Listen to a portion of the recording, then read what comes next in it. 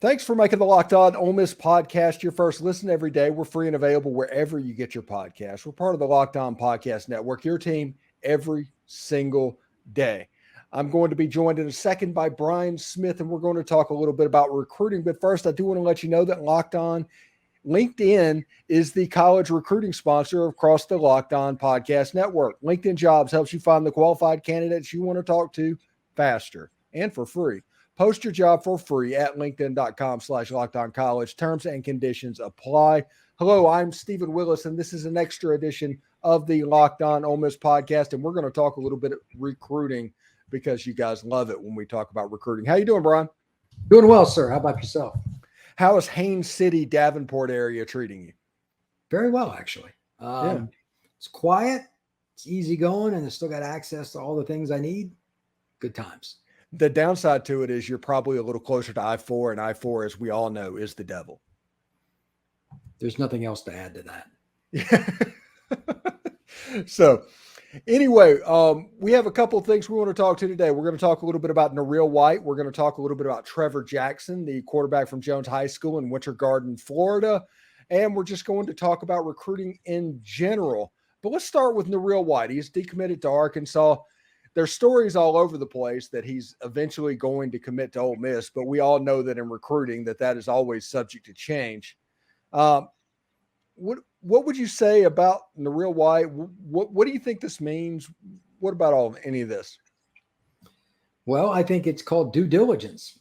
Lane Kiffin and his staff have stayed on him, even though he committed early to the Razorbacks. They get him up for Juice Fest. They turn the recruitment around. He decommits. And now they're trending for him. They've done their due diligence. This is what they should do. They're the in-state school for an elite prospect. You got to go after him. Yeah, absolutely. And I think which 7-on-7 team does he play for? I want to say it's Mississippi Heat, but I'm not sure. Yeah, they're the ones that have the really just fire uniforms, if I'm not mistaken.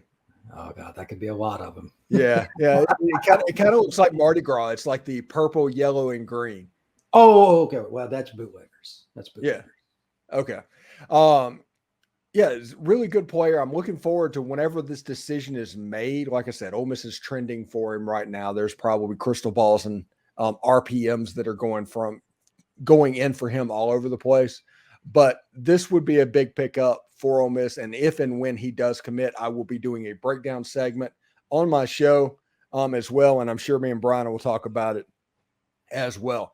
Now, Absolutely. the one thing that we want to talk about is the team that is trending right now for Trevor Jackson is the Ole Miss Rebels. This is a quarterback out of Winter Garden, Florida, Jones High School. He was I don't want to say alternate, but he apparently performed fairly well at the Elite 11 Orlando. He won the strongest arm competition. The guy has a gun. Honestly, I don't know who you would compare him to, but stylistically, watching his highlights, he looks like Spencer Sanders. I know him very well, and I've seen him play 10 times conservatively. I don't know who I would compare him to. I know Trevor pretty well. He kind of does his own thing, but in the last year, his refinement with his motion, same thing over and over again, quarterback play in particular, if there's any spot that you need that signal caller is it, he has completely jumped way up the ladder. He went from a guy that I thought was group of 5 to definitely power 5 in like 6 months, like higher end. UCLA offered Pittsburgh and all these different schools, and it's just bizarre. So he told me a few weeks back that he was going to visit Ole Miss. He was pretty excited about it. I got the vibe he wasn't going to go to Pitt. Dante Moore went to UCLA, and even though they'd offered, that's kind of hard to follow him. I thought he was the best player in the country last year. Kid out of Detroit King signed with UCLA. So Ole Miss was kind of trending in the right spot there. So barring them not doing well on the visit, which obviously didn't happen if he's getting crystal balls and all that stuff, I'd say he's going to end up at Oxford. Yeah. It all looks pretty good. And I was looking at the film for Trevor, and we did a breakdown on him on Friday's podcast. And the one thing that you notice, this kid is really good at like hole shots as absolutely. a high school quarterback and yes, stuff like that. Yeah. And you can just, he flashes on tape. He has the ability with his arm strength to throw it down the field, whether it's a looping pass or whether it's a line drive. He's got the arm strength to do it. And just physically, if you were to throw him out there at safety or receiver, he could play that too. So this is a kid that can play from the pocket, but if it breaks down, he fits Lane Kiffin, where Kiffin, he's a structured quarterback guy, but as soon as he got away from SC, it really changed a lot. He started using guys in different ways at different schools. And I think he likes it. Trevor, in an RPO-based offense with the kind of receivers, Noreel White, that Ole Miss seems to get, man, he could be a really dynamic player. Yeah, I'm pretty excited about what this could potentially mean if they both commit to Ole Miss. This potentially could be a very good month for the Ole Miss Rebels on the recruiting front. Now, other players that are coming on, there's a recruiting reset. I've seen some crystal balls for Auburn for Camarion Franklin. Yeah, I'm not surprised at all. Mm-hmm. Now, I've heard that he's probably leaning there. That's what I was told recently. So now I've also heard him trend about 83 other schools. So how much concern do I have over that? None.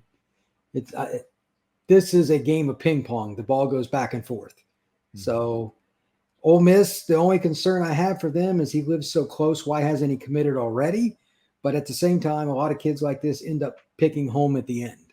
So the longer this goes, the better it is for Lane Kiffin and the Ole Miss Rebels. Yeah, I think I got a DM Thursday that said, hey, I'm friends with so-and-so person that is attached closely to the family of Camarion Franklin. Here we go. And this is what's happening. And I was like, yeah, okay.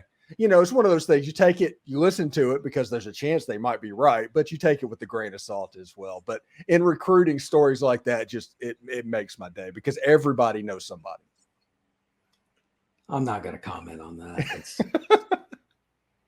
If I reported every time I got a text message or some kind of, I would be the world's biggest moron because so much that I get, I'll get stuff. Kids going to go to a school and they don't finish in the final 3. Yeah. And it's like, ugh, glad I didn't talk about that. I'll leave that alone. You got to do your own investigating. There is no shortcut. I know you know that, but it's a lot harder than people think. Building contacts you can trust, that's years and years of it, brother. Yeah. And it is funny because, all of this happens. Every big kid that commits, there's 2 or 3 people that I have come up that's like, hey, look at this. And like, for instance, Centarius Perkins. I think it was a month before signing day. I got a DM about it. It was like, hey, inside information. I know you want him to go to Ole Miss, but I'm just going to let you right now. He's probably going to end up at Alabama. And this is why I think that, and all of that. And I was like, okay, same thing, grain of salt, take it with it. And obviously he's playing football at Ole Miss. First team reps in the first day of full pads as well. You and I are not surprised by that. No, not even a little bit. Which spot are they playing Perkins? I think he's being played at the will. Oh, wow. They're giving him an inside spot right off the bat. That's a lot of responsibility. Yeah. He just seems to be a sponge taking it all in. It's pretty cool. If he can figure it out above the shoulders as well as God blessed him physically, 3 and out. Yeah. Well, I think he's a 3 and out regardless. It just might take him a year 2 to figure it out, but by year 3, there's not going to be any doubt he's one of the best players on the field. Yeah, you're probably right. Yeah. Yeah, it's kind of a Patrick Willis situation. I talked about that. That's the person that whenever people talk about Centarius Perkins, it was the Patrick Willis story, even though one was a 5-star and Patrick was, believe it or not, a 2-star. But this was back in the early days of recruiting service. But he didn't play much at linebackers for true freshman year. He played on special teams and he flashed like crazy. But people, Ole Miss fans, judge what he became in 2006 or 2005, what should have happened in 2003. And I was like, no, Centarius is going to play with exactly the amount and exactly the reps that he can handle. And they're not going to hold this kid back. So if he's not on the field, there's a reason for it. Yeah, if he figures out the playbook, just like any other freshman defensive player, where he's not spinning and in his mind, so the feet stop, then there's no reason to stand him next to Lane. Put him on the field and let him chase the football. Yeah, and him and Monty Montgomery at linebacker, that's intriguing as hell to me, man. Well, those kind of guys can chase the football like in old school days, but they can also get out in the flat and zone up with a guy and chase him down in a screen game situation, a flare pass, one of those little shifty running backs. That's the difference now. Linebackers, it used to be they could be thumpers. You got to be able to thump some, but if you can't cover, I'm just going to go out and play after play and expose him. You could be the best player from 1985. You may not even start today because the game has changed so much. Yeah, an interesting situation, and this is a completely random game I'm about to throw at you. Do you remember when Florida almost beat Alabama in the swamp? Dan Mullen was the coach. They ran the ball like crazy in that game. Yeah. But the one thing that got exposed is through use of tight end, like Kyle Pitts and a couple of players, they just kept going at Henry To'oTo'o, even though he's a 5-star. He couldn't cover it, and that's the reason Florida nearly won that game. And that's just an example in a spread offense. If you find a weakness, you don't over stop. and over and over. Yeah, it's that guy could stop the run. He was a killer, but in space, he was okay at best. He's kind of the modern equivalent of like those Alabama linebackers from 2010. Those guys were good, but the era has changed. They're just exposed play after play now, and that's probably why Bama didn't win more titles. Nick didn't change his linebackers quick enough. Clemson started the trend, and some other schools, Ohio State. Yeah, linebackers, man, they got to be able to cover. Yeah, Ole Miss is doing an interesting thing this year, and I don't know if you've noticed it, but their defensive linemen, they're big. They're big across the front, but their linebackers, apparently, if they do this, there might be 210 pound, 220 pounds, like jumbo type, safety type linebackers. That's so the reason we were just talking about. Yeah, it's almost a 4-7 defense. Centarion doesn't have a position. I don't know what. Yeah, he's just a football player. Yeah. Call it whatever you want. But it's going to be really interesting indeed. But thank you for making the Locked On Ole Miss podcast your first listen every day. We're free and available wherever you get your podcast, including YouTube. We're part of the Locked On Podcast Network, your team every day. Later on this weekend, David Eckert, from beat reporter on Ole Miss from the Clarion Ledger, will be on the show. We'll also have Tom Vanderford as well as anything that is fall camp related. We'll jump in and do a reaction or an Ovid reaction video as well. Anyway, thank you, Brian, for hopping on today, man. Appreciate it, sir. You have a wonderful day. All right, you too.